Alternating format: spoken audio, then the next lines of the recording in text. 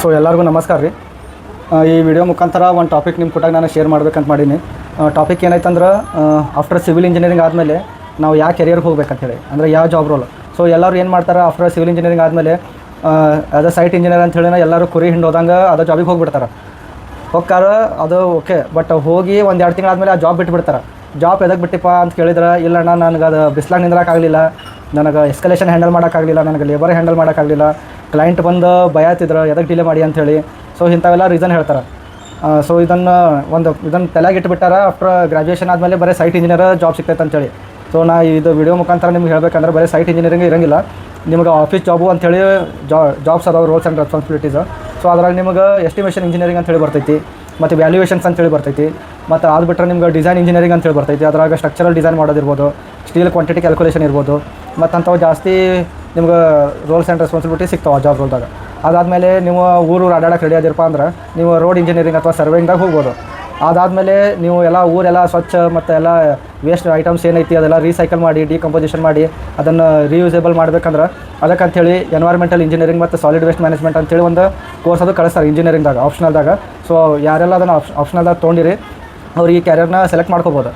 ಇದಾದಮೇಲೆ ಇನ್ನೊಂದು ಬ್ರ್ಯಾಂಚ್ ಬರ್ತೈತಿ, ಜಿಯೋ ಟೆಕ್ನಿಕಲ್ ಇಂಜಿನಿಯರಿಂಗ್ ಅಂತೇಳಿ. ಇದ್ರಾಗ ಏನಿರ್ತೈತೆ ಅಂದ್ರೆ, ಈಗ ಎಲ್ಲ ಕಡೆ ರೆಡ್ ಸಾಯಿಲ್ ಬ್ಲ್ಯಾಕ್ ಸಾಯಿಲ್ ಇರ್ತಾವೆ. ಈಗ ಭಾಳ ಮಂದಿ ಏನು ಮಾಡ್ತಾರೆ ಅಂದ್ರೆ, ರೆಡ್ ಸಾಯಿಲ್ ಜಾಗ ಇದ್ದಲ್ಲೇನ ಮನೆ ಕಟ್ಟಿಸ್ಬೇಕಂತ ಹೇಳಿ ಇರ್ತಾರೆ.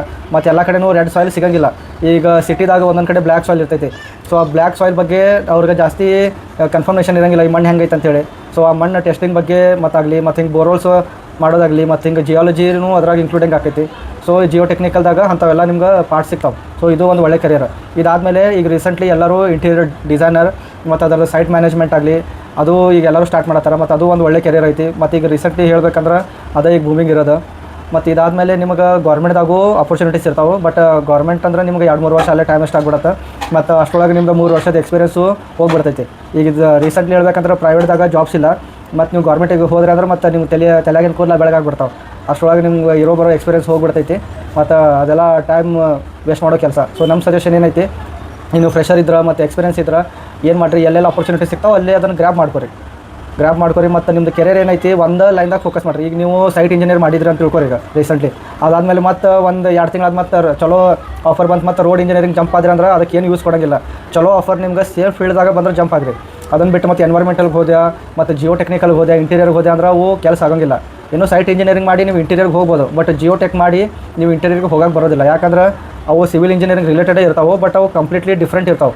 ಸೊ ನಿಮ್ಮದು ಕೆರಿಯರ್ ಏನೈತಿ, ನೀವು ಒಂದು ಇದ್ರಾಗ ಫೋಕಸ್ ಮಾಡಿರಿ. ಆಪರ್ಚುನಿಟೀಸ್ ಅಂತ ಸಿಕ್ಕಾಪಟ್ಟೆ ಈಗ ಓಪನಿಂಗ್ ಆಗತ್ತವೆ.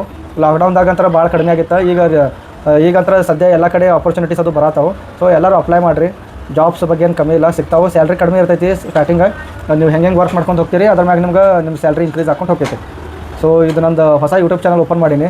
ಎಲ್ಲರೂ ಸಬ್ಸ್ಕ್ರೈಬ್ ಮಾಡಿರಿ, ಶೇರ್ ಮಾಡಿರಿ. ಮತ್ತು ನಂದು ಇನ್ಸ್ಟಾಗ್ರಾಮ್ ಪೇಜು ಐತಿ, ಅದಕ್ಕೂ ಫಾಲೋ ಮಾಡಿರಿ. ಮತ್ತು ಇಂಥವು ಹೆಚ್ಚಿಗೆ ಇಂಟ್ರೆಸ್ಟಿಂಗ್ ವಿಡಿಯೋ ಬೇಕಂದ್ರೆ ನನ್ನ ಚಾನಲ್ ಎಲ್ಲನೂ ನೋಡ್ಕೊತೀರಿ ರೆಗ್ಯುಲರ್ ಬೇಸಿಸ್ ಮಾಡಿ. ನಮಸ್ಕಾರ ಎಲ್ಲರಿಗೂ.